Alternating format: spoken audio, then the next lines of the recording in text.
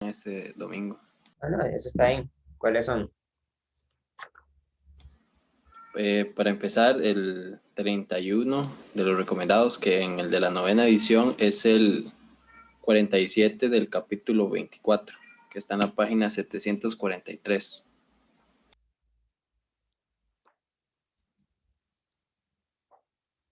743.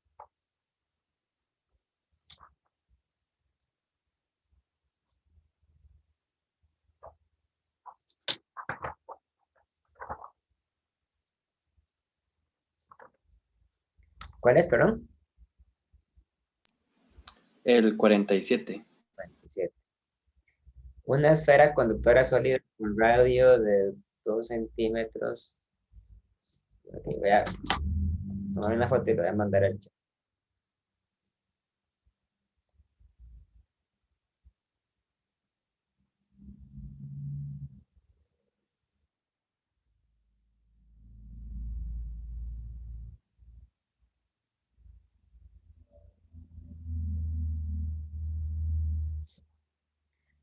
Una esfera conductora sólida con radio de 2 centímetros tiene una carga de 8 microcoulombs, un cascarón esférico de radio interior y exterior de 4 centímetros y 5 centímetros, respectivamente, es concéntrico con la esfera sólida y tiene una carga de menos 4 microcoulombs. Determina el campo eléctrico en A, R igual a 1 centímetro, B, R igual 3 centímetros, C, R igual 4.5 centímetros y D, R igual 7 centímetros desde el centro de esta configuración de carga. Ok.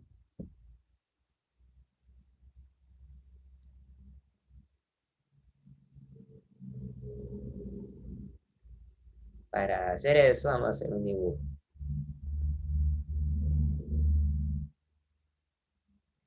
Entonces, básicamente tenemos tenemos tres capas importantes. La primera capa tiene un radio A. La segunda capa tiene un radio B. Y la tercera capa tiene un radio C. A es igual a 2 centímetros. B es igual a 4 centímetros. Y C es igual a 5 centímetros. Entonces, primero tenemos una esfera conductora cargada con radio de 2 centímetros y una carga de 8 microcoulombs. O sea, la esfera de radio A es una esfera sólida conductora, ¿verdad? Cuando tenemos un conductor, la carga eléctrica siempre se distribuye de manera tal que las partículas se alejan lo más posible las unas de las otras. Entonces, toda la carga eléctrica que tiene la esfera de radio A va a quedar distribuida en la superficie. Y no va a haber ninguna carga eléctrica en el interior. Eso es muy importante. Pues aquí hay una carga eléctrica Q1 igual a 8 microcoulombs. Ahora, el espacio que hay entre el radio A y el radio B es un espacio que está vacío. Mientras que el espacio que hay entre el radio B y el radio C es un espacio donde hay un conductor. Entonces, el cascarón que rodea a la esfera se carga eléctricamente. La capa interior adquiere una carga eléctrica negativa en respuesta a la polarización positiva de la esfera. Y de hecho, la carga eléctrica en el interior sería menos Q1, o sea, menos 8 microcoulombs. Sin embargo, sabemos que el cascarón tiene que tener una carga eléctrica total de menos 4 microcoulombs. Eso quiere decir que el resto de la carga eléctrica se distribuye en la superficie externa y es una superficie negativa también, porque la carga es negativa. Entonces, aquí se va a acumular una carga eléctrica Q2 de manera tal que Q1, bueno, que Q2 menos Q1 es igual a menos 4 microcoulombs. Entonces Q2 es igual a menos 4 microcoulombs más Q1.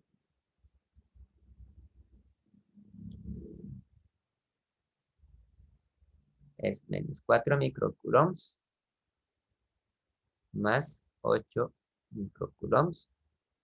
Entonces es igual a 4 microcoulombs positivos. Entonces esta carga es positiva.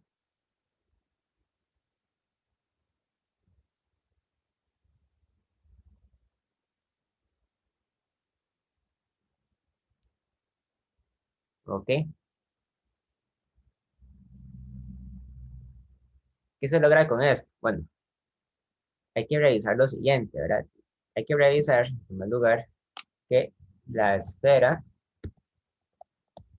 de radio A debe tener una carga total de 8 microcoulombs. Luego, el cascarón esférico entre E y C debe tener una carga total de menos 4 microcoulombs.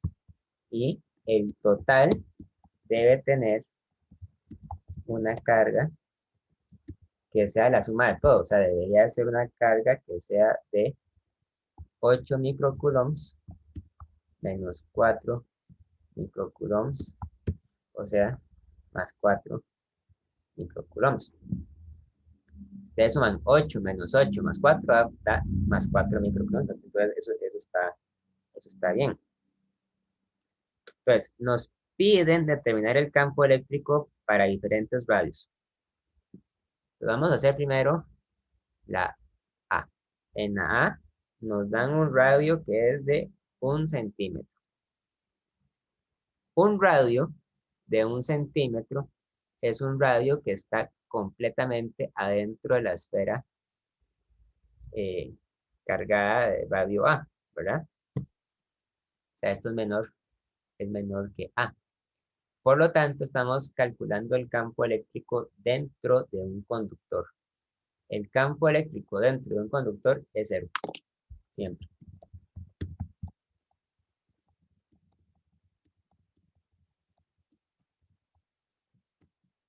Y eso ustedes lo pueden entender utilizando la ley de Gauss, ¿verdad? La ley de Gauss dice que el campo eléctrico debería depender de la carga eléctrica interna. La carga eléctrica que está dentro de ese radio es 0. Entonces el campo eléctrico es 0. Sí, Ok, sí, es que mi duda surgía de que, bueno, primero que habían varias respuestas al ejercicio entre las ediciones del libro, y segundo que no sabía si había que aplicar como las fórmulas de las superficies gaussianas que hemos utilizado para una esfera sólida cuando el radio era menor o mayor o ese tipo de casos. Pero entonces para todo conductor siempre la carga interna es 0 porque toda la carga se establece en la superficie. ¿Es así? exactamente. Pero, ve, por ejemplo, la pregunta B. La pregunta B dice un radio de 3 centímetros. Entonces, en la pregunta B, el radio es mayor que A, pero es menor que B. Entonces, en la pregunta B, usted pone el radio aquí, ¿verdad? Más o menos ahí. Y entonces dibuja la superficie gaussiana, que debería ser entonces una esfera que se encuentra entre el radio A y el radio B. Pero en este caso, la carga eléctrica almacenada dentro de la esfera azul ya no es 0. En este caso, la carga encerrada es justamente más 8 microcoulombs, o sea, 8 por 10 a la menos, perdón, a la menos 6 coulombs. Entonces, para la pregunta B, el campo eléctrico no va a ser cero. Para la pregunta B, usted aplica ley de Gauss. La ley de Gauss diría entonces que el campo eléctrico por 4pi por r al cuadrado es igual a la carga encerrada entre epsilon. Y entonces el campo eléctrico sería la carga encerrada entre 4pi por epsilon por radio al cuadrado. Hay que convertirlo a unidades del sí. Aquí el campo eléctrico sería entonces 8 por 10 a la menos 6 coulombs entre 4pi por epsilon, que es 8.85 por 10 a la menos 12 farads entre metro por radio al cuadrado, que sería entonces 3 centímetros, 3 por 10 a la menos 2 metros al cuadrado. Ahí el campo eléctrico, entonces daría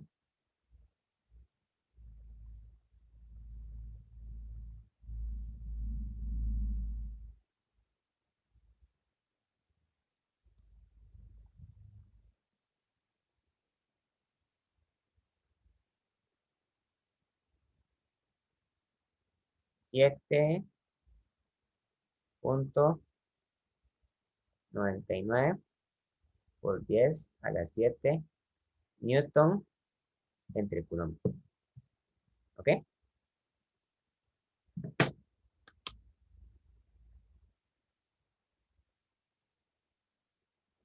Ok. En la pregunta C dice un radio de 4.5 centímetros. Un radio de 4.5 centímetros está dentro del otro cascarón esférico. Por aquí, más o menos, ¿verdad? En este caso, la carga eléctrica encerrada también es cero. La carga total. ¿Por qué? Porque la superficie exterior de la esfera de radio A gana carga positiva, mientras que la superficie interior, la que tiene el radio B, gana la misma cantidad de carga, pero negativa. Entonces se cancelan entre sí.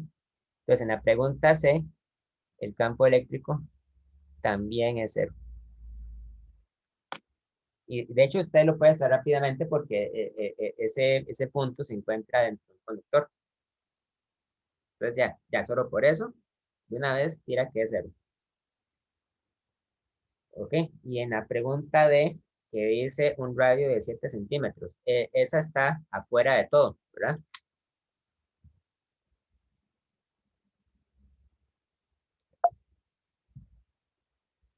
Aquí.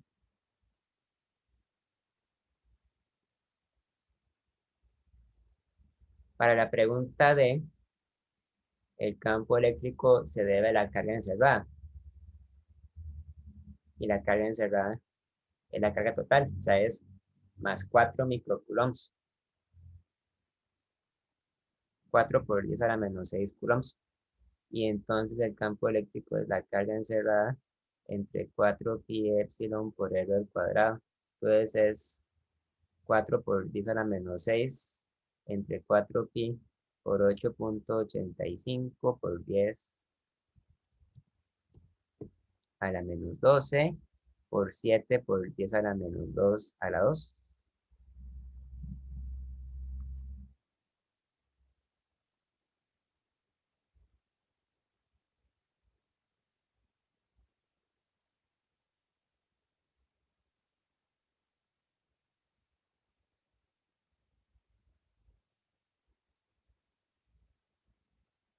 Y este debería dar entonces 7.34 por 10 a la 6 Newton entre Coulomb. ¿Ok?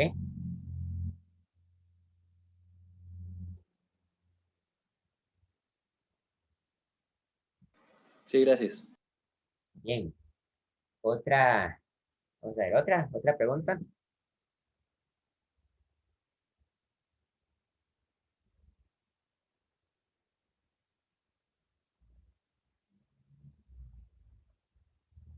¿Cuál hacemos?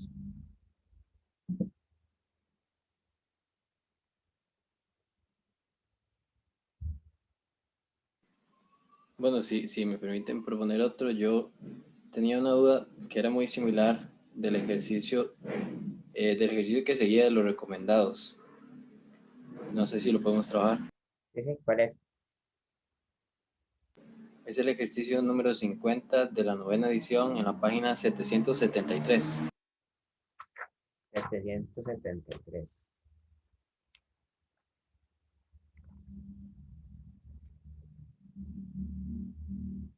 Un conductor de forma esférica tiene un radio de 14 centímetros y una carga de 26 microcoulombs. Calcula el campo eléctrico y el potencial eléctrico en las siguientes distancias del centro. Entonces está bien porque ese tiene campos y potenciales. Entonces aprovechamos y practicamos las dos cosas.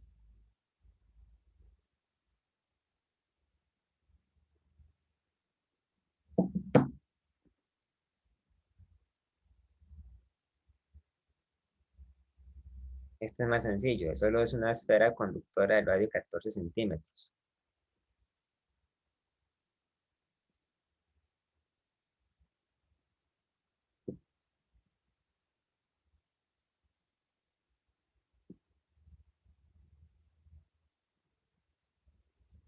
Pongámosle R mayúscula.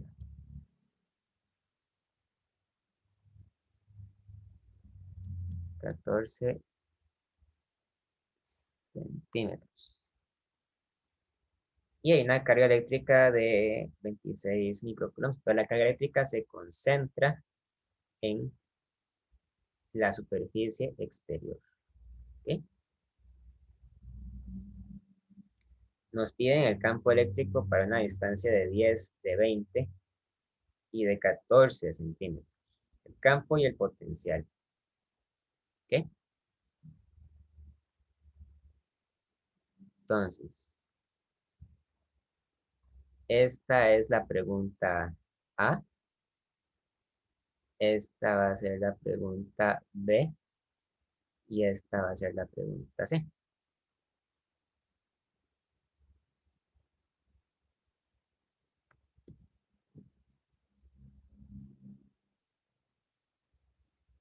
Ok.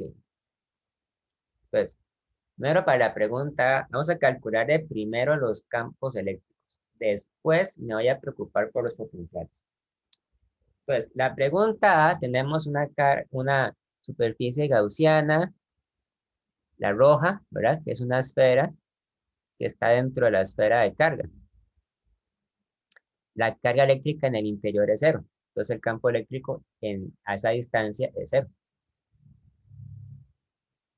Solo por eso, ¿verdad? La pregunta B, ¿cuál es el campo eléctrico a una distancia de 20 centímetros? Eso ya está por afuera de la superficie metálica. Entonces, la carga eléctrica encerrada ya no va a ser cero, sino que van a ser los 26 microcoulombs.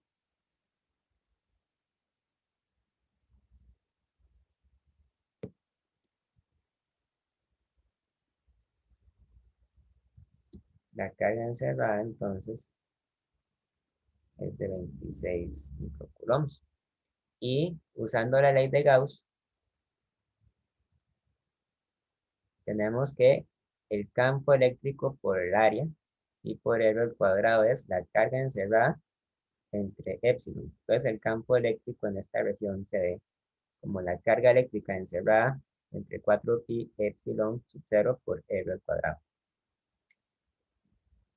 En esa región el campo eléctrico entonces es igual a 26 por 10 a la menos 6 coulombs entre 4pi por 8.85 por 10 a la menos 12 farad entre metro radio al cuadrado. Radio es de 20 centímetros, entonces son 0.2 metros al cuadrado.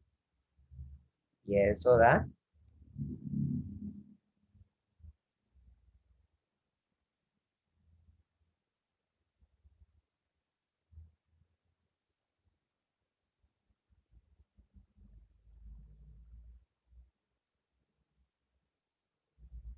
5.84 por 10 a la 6 Newton entre Coulomb. Ahora, la pregunta C dice, ¿cuál es el campo eléctrico cuando la distancia radial es de 14 centímetros? En realidad, en ese caso, la respuesta está indefinida.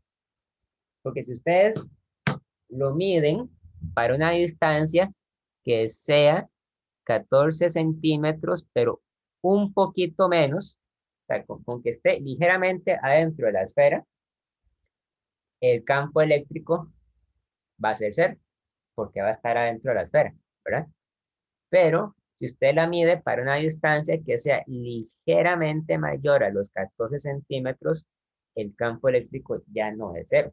Ahora el campo eléctrico es como el de una partícula puntual. Sería la carga encerrada entre 4pi epsilon sub 0 por r al cuadrado. Serían 26 por 10 a la menos 6 coulombs entre 4pi por 8.85 por 10 a la menos 12 por 0.14 metros al cuadrado. Y ahí el campo eléctrico daría entonces, vamos a ver cuánto da.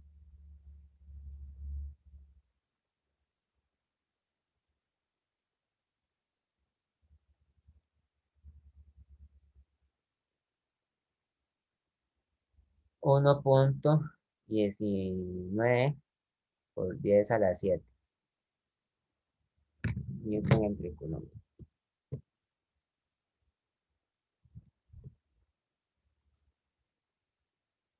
Sería buena idea hacer un gráfico del campo eléctrico con respecto al radio, con respecto a la distancia radial, antes de calcular los potenciales. Porque ustedes tienen entonces, ¿verdad? Un gráfico. En el eje Y, graficamos el campo eléctrico y en el eje X, la distancia radial. Y hay un punto muy importante donde está la superficie, donde la distancia radial es de 14 centímetros.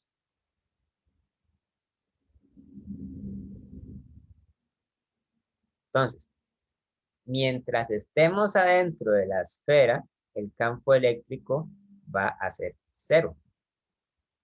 Se va a ver así.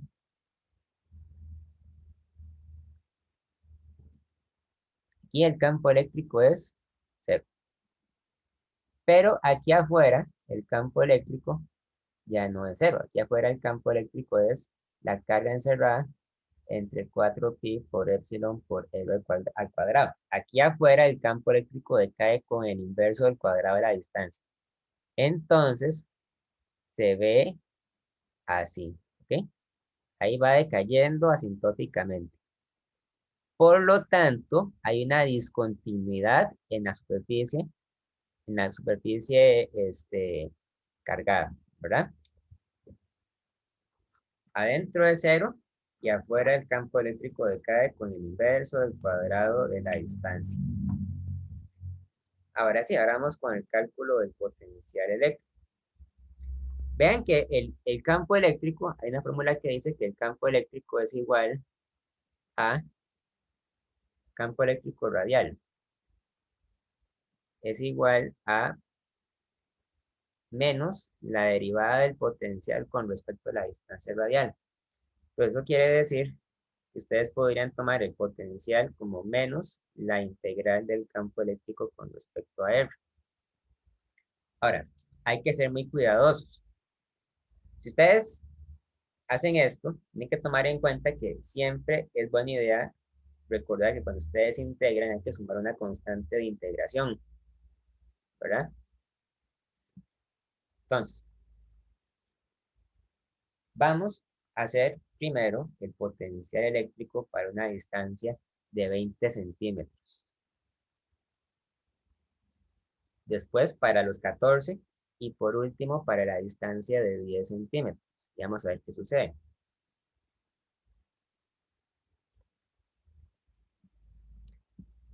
Cuando la distancia es de 20 centímetros, el campo eléctrico es la carga encerrada entre 4pi epsilon por r al cuadrado. Entonces, ustedes pueden partir de que el potencial va a ser el negativo de la integral de todo esto. Con respecto a la distancia radial. De manera tal que nos va a quedar que el potencial va a ser la carga encerrada entre 4pi por epsilon por r a la 1. ¿Ok? R a la 1.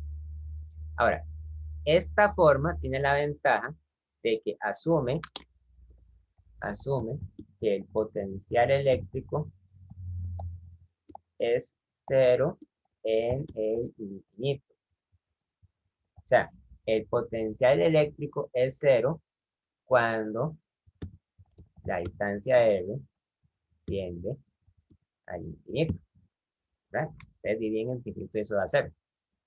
Entonces, eso quiere decir, entonces, que el potencial eléctrico a los 20 centímetros va a ser igual a la carga, que es de 26 por 10 a la menos 6 coulombs entre 4pi por epsilon, que es 8.85 por 10 a la menos 12 farad entre metro por la distancia radial de 20 centímetros, que son 0.20 metros. Pero aquí no elevo la distancia al cuadrado, sino que elevo así como está. Entonces el campo eléctrico, el potencial eléctrico debería ser igual a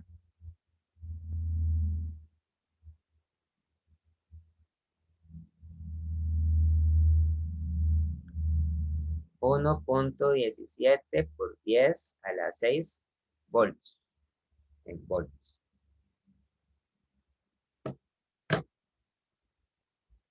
La misma fórmula me sirve para la distancia de 14 centímetros.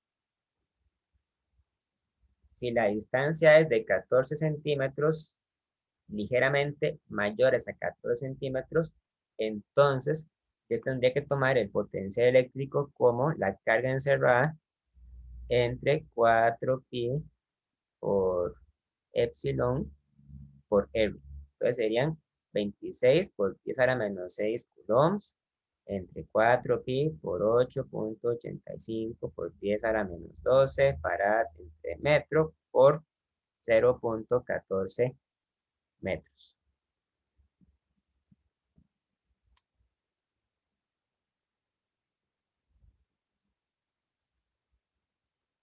Y eso daría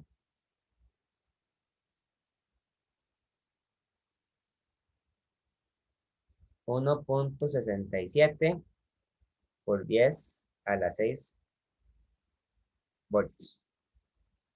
Ahora, lo que sucede con el potencial eléctrico es que el potencial, a diferencia del campo eléctrico, no puede hacer eso. El potencial no puede, pero no puede simplemente sufrir una discontinuidad, tiene que ser continuo. Entonces, esto me exige que también para una distancia que sea de 14 centímetros, ligeramente menor, el potencial va a ser el mismo, va a ser de 1.67 por 10 a la 6 volts. ¿Ok? Tanto ligeramente afuera como ligeramente adentro de la superficie, el potencial va a ser 1.67 por 10 a la 6 volts. Ahora, en el interior de la esfera, el campo eléctrico era 0. Y el campo eléctrico es el negativo de la derivada del potencial con respecto a la distancia. Si el campo eléctrico es 0, lo que eso quiere decir es que el potencial eléctrico no varía con la distancia. No quiere decir que sea 0. Lo que quiere decir es que el potencial no varía o no cambia con la distancia. Entonces, eso me dice a mí lo siguiente. Para cualquier valor de R que sea menor a 14 centímetros, el potencial eléctrico va a ser constante e igual a su valor en la superficie. Entonces va a ser igual a 1.67 por 10 a la 6 volts. Entonces, hagamos un nuevo gráfico. En el eje X vamos a graficar la distancia y en el eje Y graficaremos dos cosas. Vamos a graficar el campo eléctrico de color verde y el potencial de color rojo. Y aquí va a estar entonces la superficie a los 14 centímetros.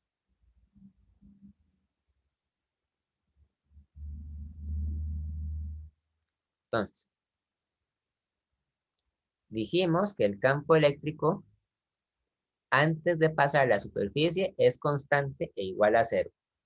Pero después decae con el inverso del cuadrado de la distancia. Aquí el campo eléctrico es 0 y aquí el campo eléctrico es la carga encerrada entre 4pi por epsilon por L al cuadrado. Ahora, ¿qué sucede con el potencial? Bueno, afuera de la superficie, el potencial eléctrico decae con la distancia. Entonces, la gráfica es también asintóticamente hacia abajo, ¿verdad? Pero menos pronunciada que la del campo eléctrico. Aquí, el potencial es la carga encerrada entre 4pi epsilon por la distancia. Y adentro de la esfera, el campo eléctrico, el potencial eléctrico, perdón, se mantiene constante y tiene el mismo valor que tiene en la superficie. Entonces, el potencial no sufre ninguna discontinuidad, el campo eléctrico sí. Y yo puedo comprobar que todo eso tiene sentido porque yo recuerdo que la componente radial del campo eléctrico, ¿verdad? Tiene que ser igual a menos la derivada del potencial con la distancia. Entonces, vean que adentro de la esfera el potencial es constante. La derivada de una constante es 0. Y por lo tanto, el campo eléctrico adentro es 0. ¿Ok? ¿Hay alguna duda, alguna pregunta, algún comentario? Profe, una pregunta. Sí. Es que, bueno, ayer leyendo el capítulo 24, el libro dice que para calcular la magnitud del campo eléctrico en un conductor en equilibrio estático eh, es igual a la densidad de carga superficial entre epsilon sub 0. Eso es equivalente a calcularlo como lo hicimos ahora mediante Gauss. ¿A dónde dice eso? ¿En qué parte del libro? En el capítulo 24, cuando habla de conductores de equilibrio estático. En equilibrio estático, perdón. Sí, pero ellos se refieren al campo eléctrico que usted mide justo afuera de la superficie, ¿verdad? Justo afuera.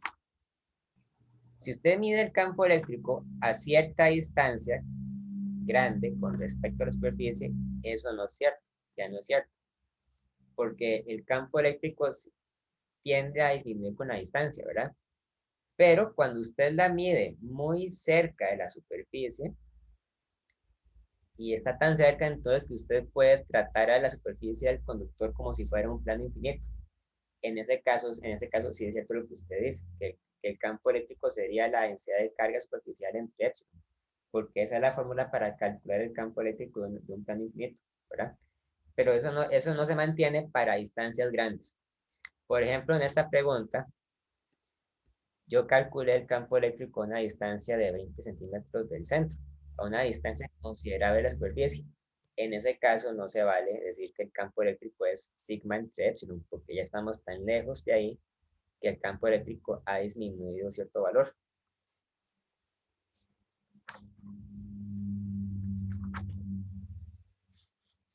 Sí.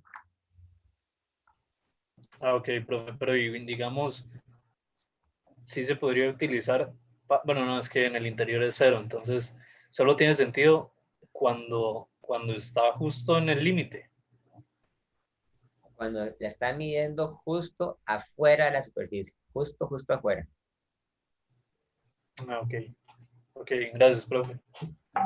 sea, de hecho, en cierta forma eso fue lo que yo hice. O sea, yo lo que hice fue dividir la densidad entre epsilon, porque la densidad es la carga encerrada entre 4pi r al cuadrado. 4pi r al cuadrado es el área de la esfera, ¿verdad? Pero eso se vale solamente cuando yo lo hago justo afuera, justo afuera de la superficie esférica o de la superficie del conductor.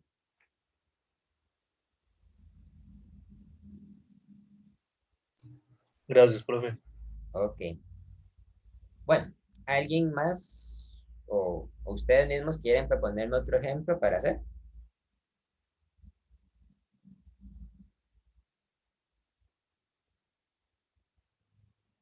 ¿Otro caso? Yo tengo un último que me gustaría consultarle, profe. Ok, ¿cuál es? El 45 del capítulo 24 en la página 743. 45. Ajá. Un alambre largo y recto rodeado de un cilindro. Voy a tomarle foto.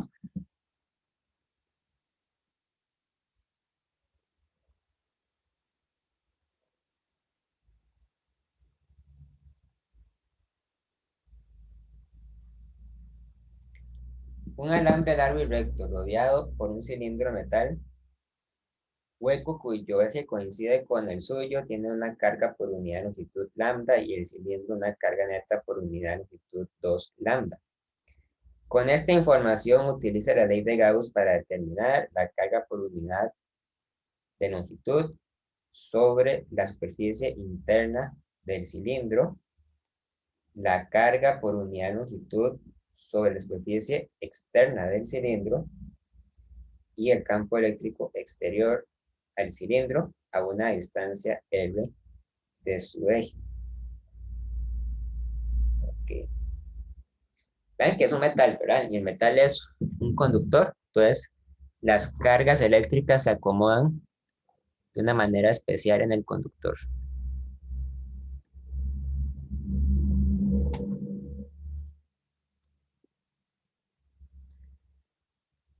Este es el alambre y estas paredes son las del cilindro. Coaxial, ¿verdad?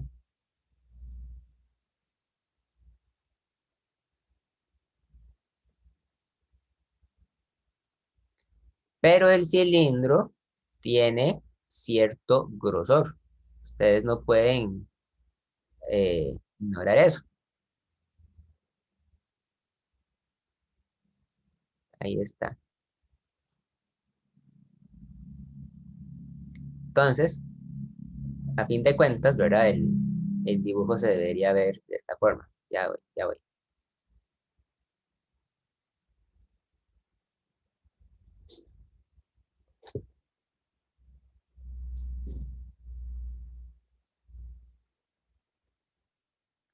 Se debería ver así.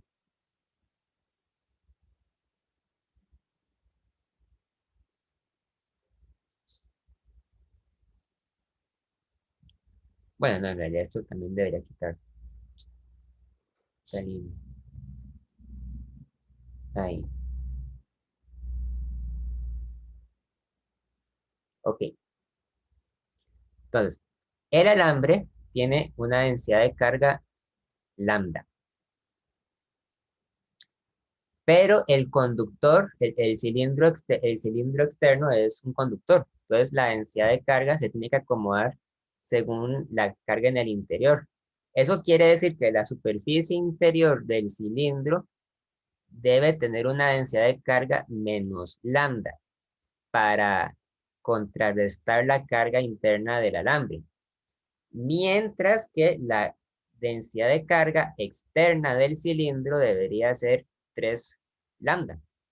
¿Por qué 3 lambda? Porque cuando ustedes suman 3 lambda con lambda, eso les da 2 lambda, que es justamente la densidad de carga del cilindro, del, del, del cilindro hueco, ¿verdad?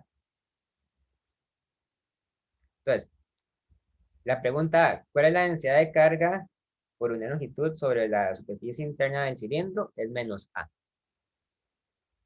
De una vez contestamos, es menos A.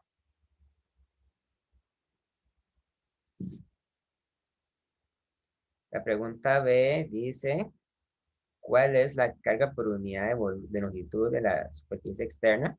Es 3 lambda. Y la pregunta C, el campo eléctrico exterior al cilindro a una distancia de su eje. Bueno, pues para la pregunta C usamos la ley de Gauss.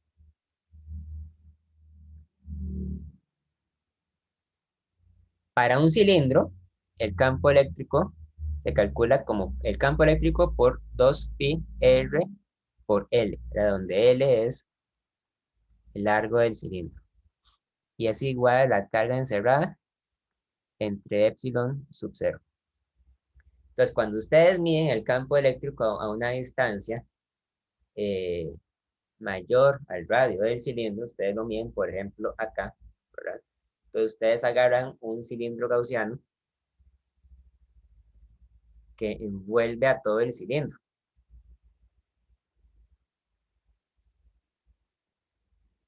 Así, ¿verdad?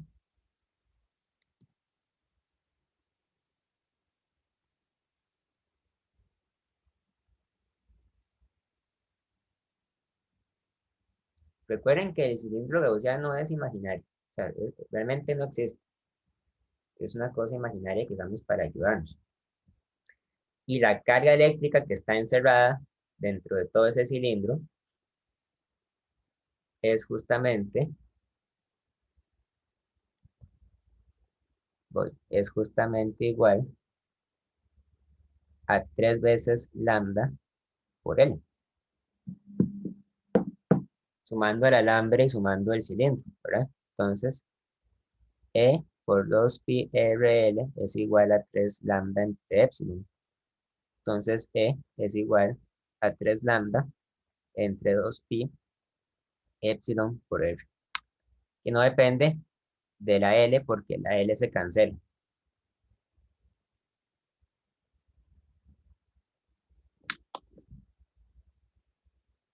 ¿Ok? ¿Dudas, preguntas? Ok, profe, entonces para todo configuración, porque los tres ejercicios eran como lo mismo, para toda configuración que tenga conductores encerrando a otro conductor, la carga externa siempre va a ser la suma de lo de adentro más la carga de lo que sea que rodea al conductor interno. O sea, digámoslo de esta forma, cuando usted tiene un conductor que está envolviendo a un conductor interno, ¿verdad? Entonces, la superficie interna del conductor externo, en este caso sería, por ejemplo, eh, esta superficie, ¿verdad? Esto de acá.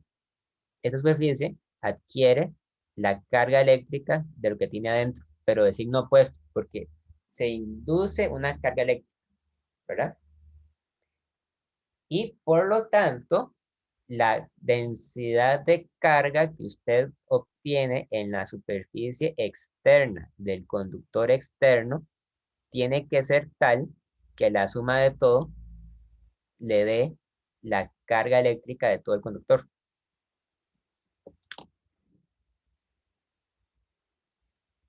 Ok, entendido, gracias. ¿Ok? Bueno, ¿alguien más quiere proponer un ejemplo para hacer? Aprovechen.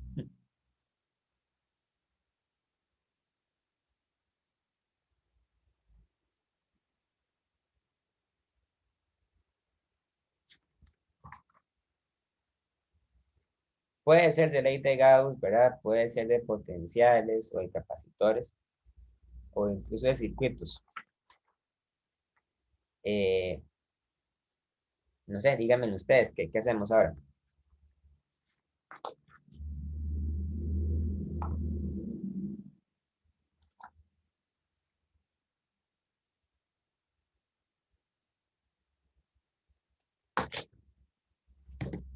Profesor, ¿puede trabajar uno del capítulo 26? El capítulo 26 se refiere al capítulo de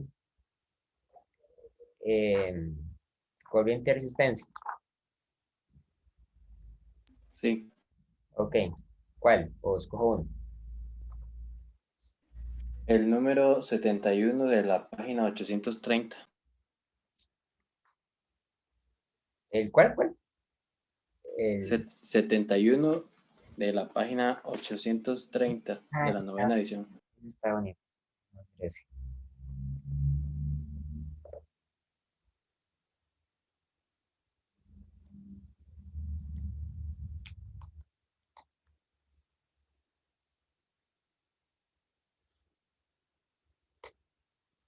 Se los mandé.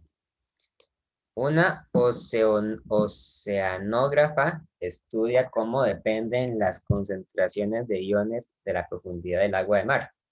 Su procedimiento es sumergir en el agua un par de cilindros metálicos concéntricos, como el de la figura, en el extremo de un cable y registrar los datos para determinar la resistencia entre dichos electrodos en función de la profundidad.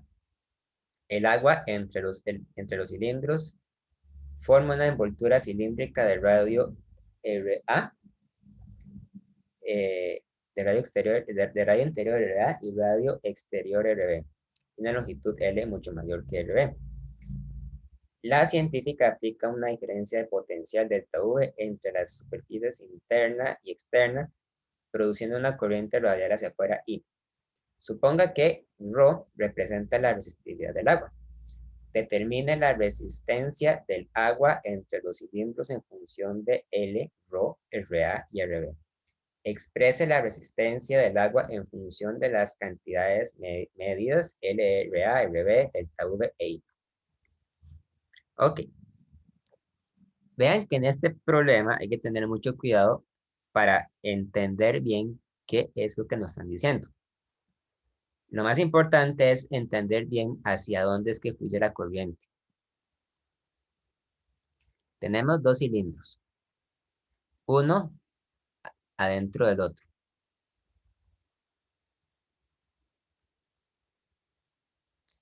Y hay que suponer que el espacio que rodea, el cilindro interior, ¿verdad? Está lleno de agua de mar, agua salada. El agua salada conduce corriente porque tiene concentraciones de, de sal, ¿verdad? Entonces, este radio mide RA y este radio mide RB. Entonces, lo que hace la científica es que conecta los cilindros a una batería. Más o menos de esta forma. Conecta el cilindro de adentro con el polo positivo y conecta el cilindro de afuera con el polo negativo de una batería con un potencial delta V. Entonces, cuando ella hace eso, la corriente eléctrica sale, ¿verdad? Por el polo positivo, sigue esta dirección, ¿verdad? Llega y llega al cilindro. Entonces, en ese momento, la corriente eléctrica se disipa radialmente hacia afuera.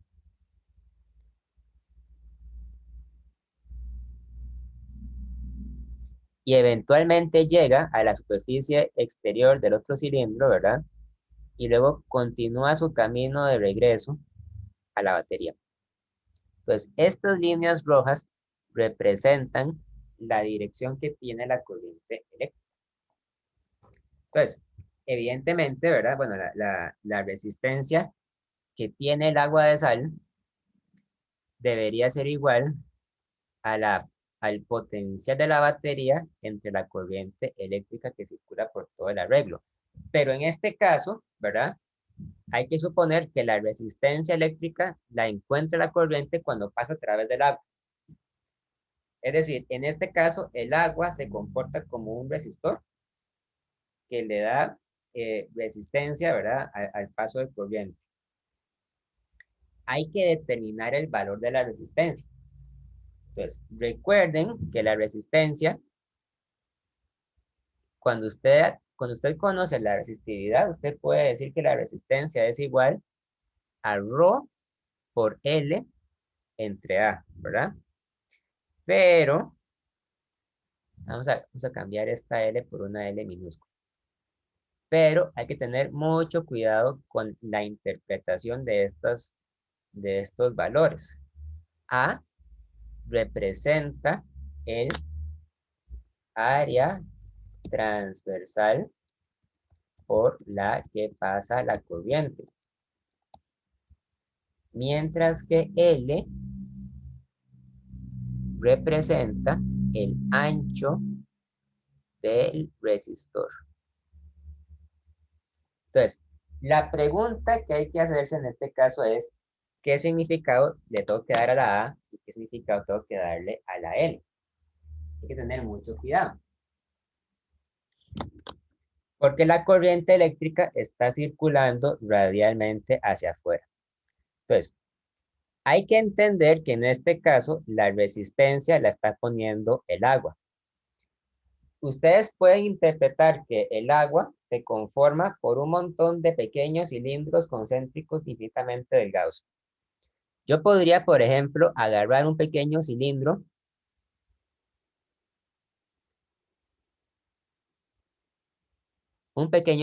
aquí está, que está dentro del cilindro grande y afuera del cilindro pequeño. Y este pequeño cilindro que yo estoy tomando acá va a tener las siguientes propiedades.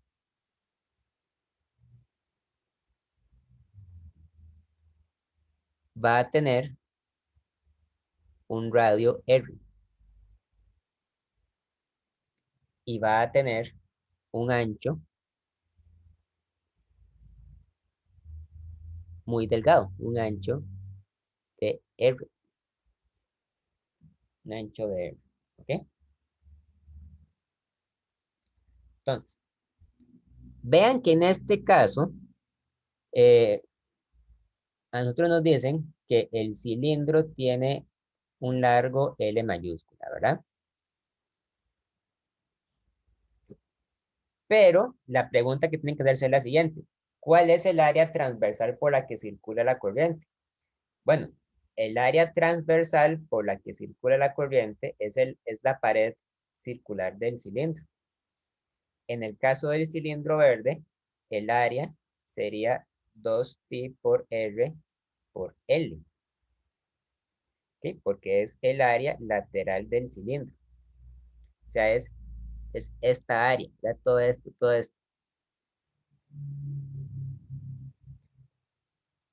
¿Y qué representa esta L de acá? La L minúscula es justamente el grosor del cilindro. Es de R, ¿ok? Pero entonces aquí el cuidado que hay que ponerle a esto es que la L de la fórmula para la resistencia no es esta L de acá. Porque esta L no está midiendo el ancho de la resistencia. Más bien el ancho de la resistencia se mide como este pequeño elemento de radio. Por lo tanto, este cilindro verde delgado va a tener una resistencia infinitesimal de R mayúscula. Es igual a ρ por dr entre 2pi rl. ¿Ok? ¿Están siguiendo? Sí. ¿Ok? Entonces, ¿cuál sería la resistencia total de todo esto? Bueno, habría que integrar, ¿verdad? La resistencia total sería la integral de ρ de R entre 2pi RL desde que la distancia radial es igual a RA hasta que la distancia radial es igual a RB. Porque desde aquí hasta allá es por donde se mueve la corriente eléctrica a través del agua. Y esto es ρ entre 2pi L por el logaritmo natural de R, desde R igual a, desde R igual a RA hasta R igual a RB. Y esto es ρ entre 2pi L por el logaritmo natural de RB entre RA. Entonces, esa sería la resistencia.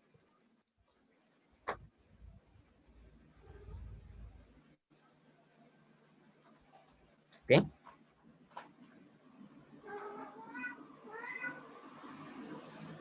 Hasta aquí estamos todos claros.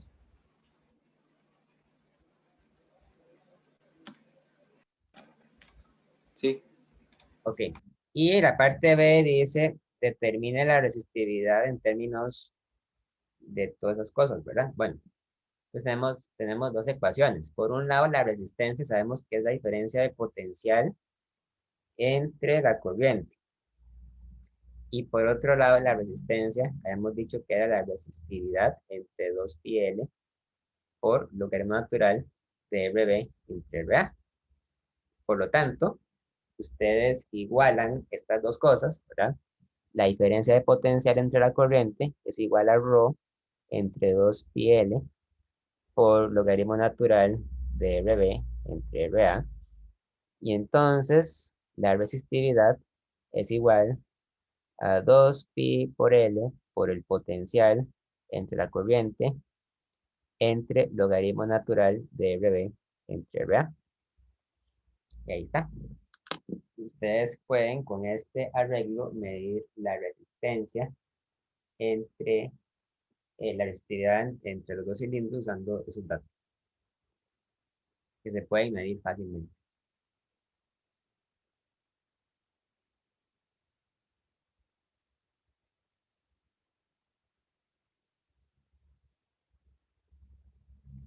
¿Preguntas, dudas?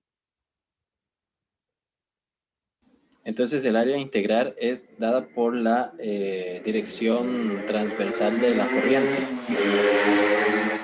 O más bien, Siempre tienen que preguntarse, ¿verdad?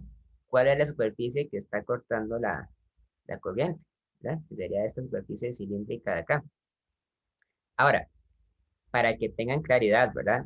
Este problema hubiera sido muy distinto si yo más bien hubiera tenido algo como esto, digamos. Digamos que yo le doy a ustedes, les doy un cilindro con un hueco, ¿verdad? Una cosa así. Pero yo ahora les digo que la corriente eléctrica está moviéndose está moviéndose hacia arriba, ¿verdad? Si la corriente eléctrica está haciendo esto, eso ya es otro problema totalmente distinto, ¿verdad? Porque en ese caso, el área, el área hubiera sido esta área de acá, ¿verdad?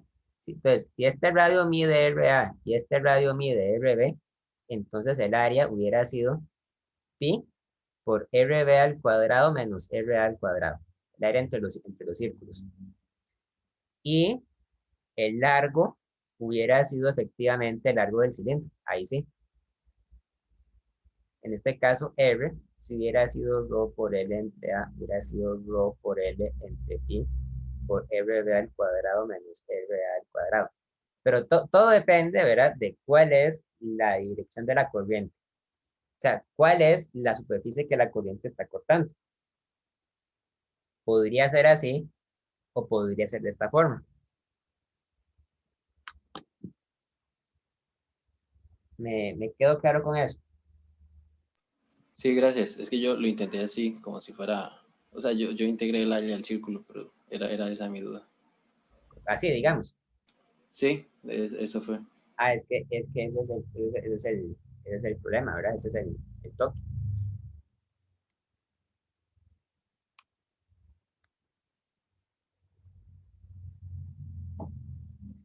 Bueno, ¿quieren proponer otro? Profe, podemos hacer el 19 del capítulo 25 de la 10ª edición.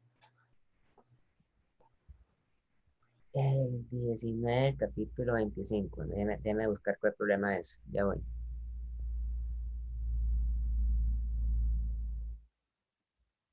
¿En qué página está? En la 686. Ok.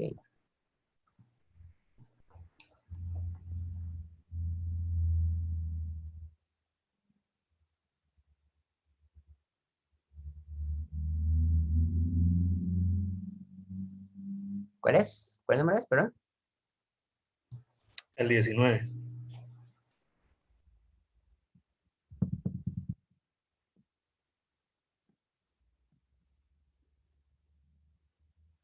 Ya voy.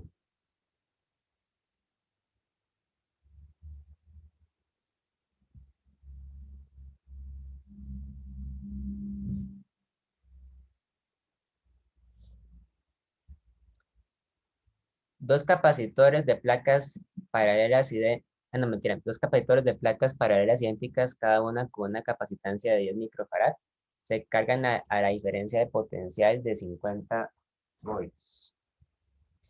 Y a continuación son desconectados de la batería. Enseguida se conectan uno con el otro en paralelo con placas del mismo signo conectadas. Por último, la separación de la placa en unos capacitores se duplica. Determina la energía potencial del sistema de dos capacitores antes de que se duplicara la separación de la placa. Encuentre la diferencia de potencial de cada capacitor después de que se duplique la separación de la placa. Determine la energía total del sistema después de que se duplica la separación de la placa. Compare la diferencia de las respuestas de los incisos A y C con la ley de la conservación de la energía. Ok.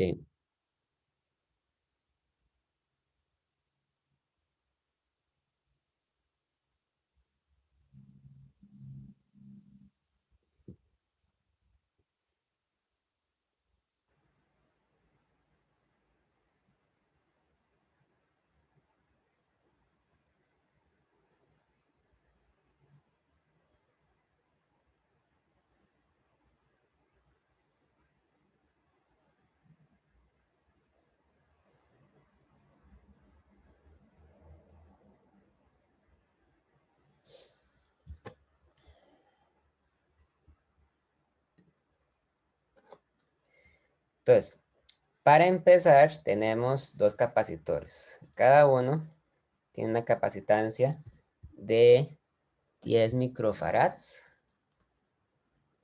Y al principio se conectan con una batería.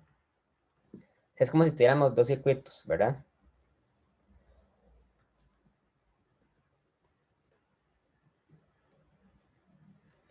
Con una batería de 50 volts. Entonces, se cargan.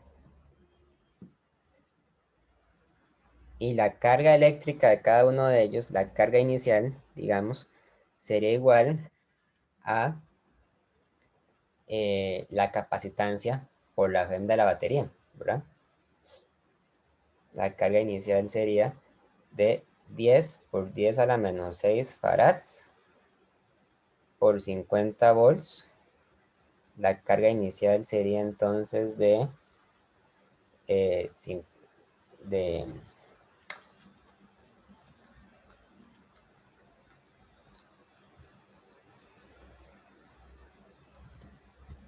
5 por 10 a la menos 4 coulombs.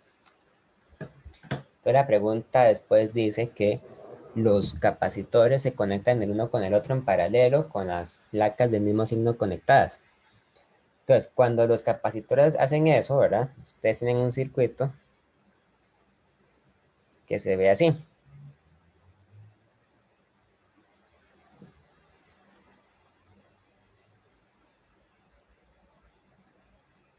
Ahora, como las placas del mismo signo están conectadas entre ellas, no es posible, por ejemplo, que una partícula positiva salga de un capacitor y viaje hacia el otro, porque mantienen la repulsión electrostática.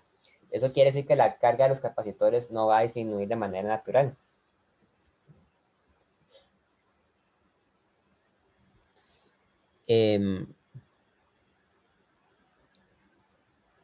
Y lo que sucede entonces es la separación de la placa en cada uno de los capacitores se duplica.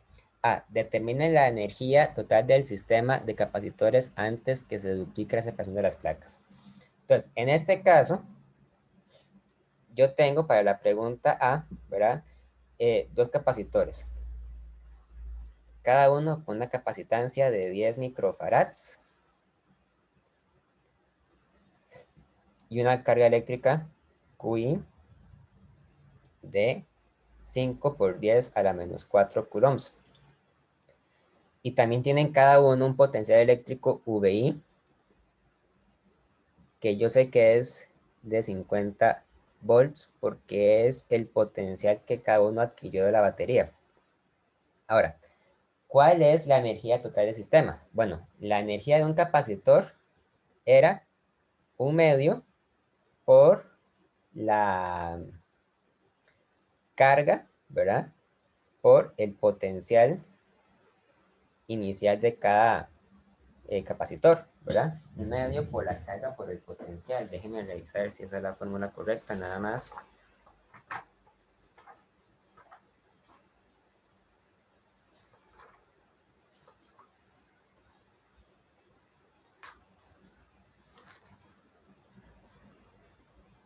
Sí, así es. 1/2 por la carga por el potencial. Pero como son dos capacitores, entonces hay que multiplicarlo por 2. Entonces la carga inicial por el potencial sería 5 por 10 a la menos 4 coulombs por 50 volts. Y entonces la energía inicial del sistema es de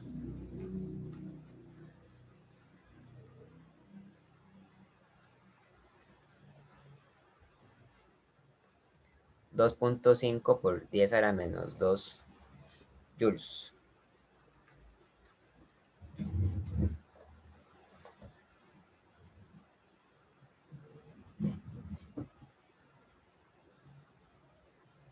¿Ok?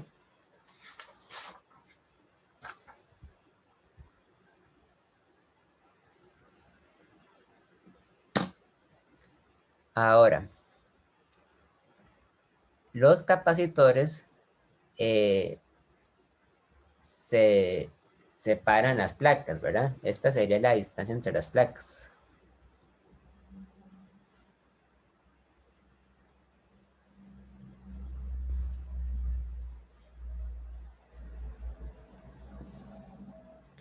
Recordemos que en un capacitor de placas paralelas,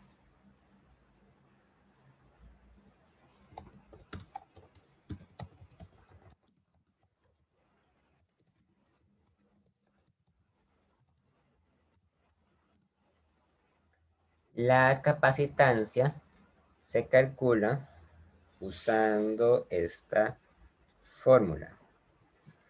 ¿Cuál era la fórmula para un capacitor de placas paralelas? Era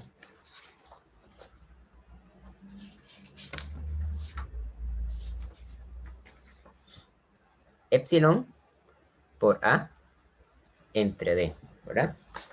Epsilon por A entre D. A es el área de las placas y D es la separación entre ellas. Entonces, si la separación entre las placas se duplica, las capacitancias se dividen a la mitad, porque la capacitancia es inversamente proporcional a la distancia que se separan las placas del capacitor. Por lo tanto, ahora tendríamos un circuito con dos capacitores conectados, ¿verdad? Pero cada uno de ellos tendría una capacitancia de C medios y C medios.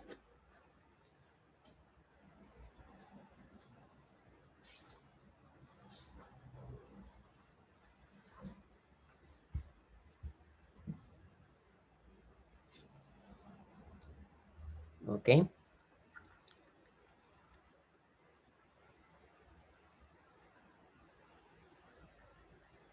Entonces, ¿qué le sucede a la diferencia de potencial cuando los capacitores se hacen más grandes? Bueno, vamos a suponer que la carga eléctrica en cada capacitor continúa siendo la misma. Continúa siendo la carga eléctrica que teníamos, que era de 5 por 10 a la menos 4 coulombs.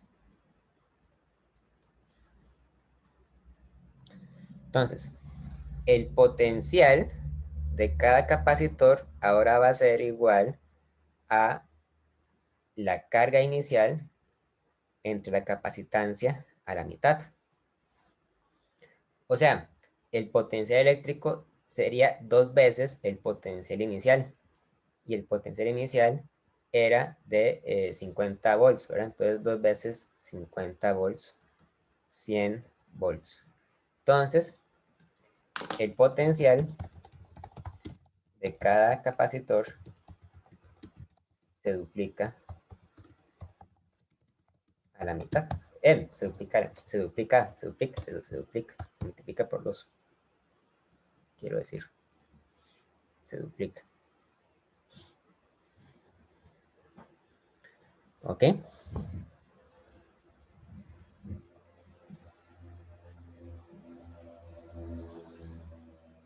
Y la pregunta se dice, determina la energía total del sistema después de que se duplica la separación de las placas. Bueno, la energía, esa le contesto muy rápido. La energía, recuerden que era el valor de cada capacitancia por, no mentira, la energía era igual a la carga por el potencial, ¿verdad? Pero esto es igual a 2 veces la carga inicial por el potencial. Entonces, si antes yo tenía una energía de 2.5 por 10 a la menos 2 joules, ahora debería tener 2 veces eso, 2 veces 2.5 por 10 a la menos 2 joules, o sea, 5 por 10 a la menos 2 joules. La energía se duplica.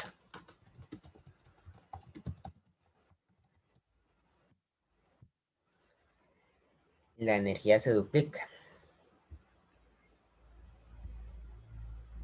Un momento. Quedó borrosa la foto. Ya la vuelvo a mandar, perdón.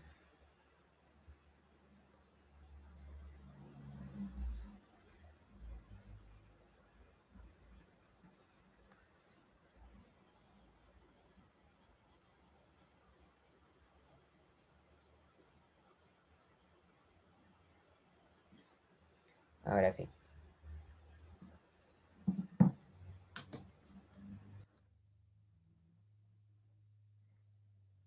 La pregunta D dice, compare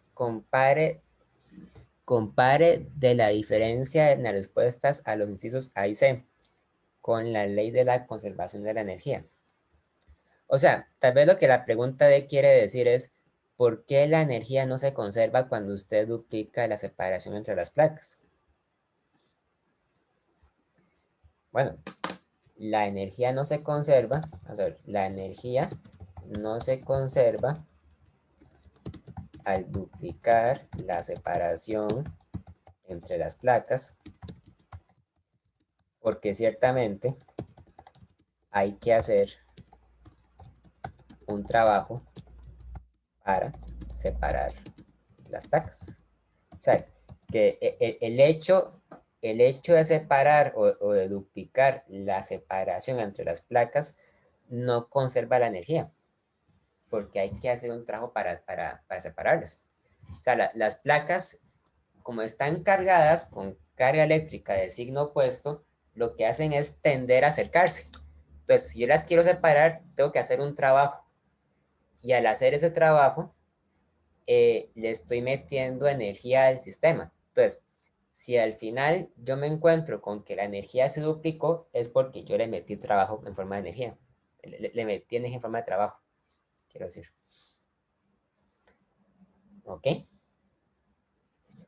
¿Dudas, preguntas?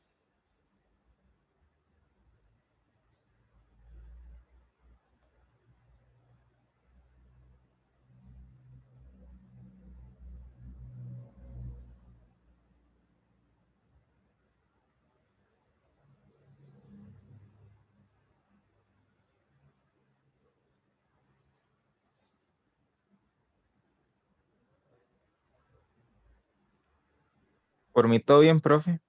Todo bien. Todo bien, entonces. Bueno.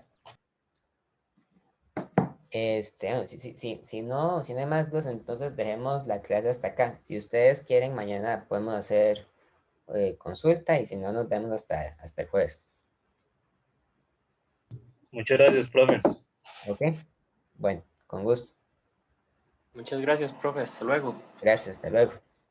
Chao, profe, muchas gracias por la clase.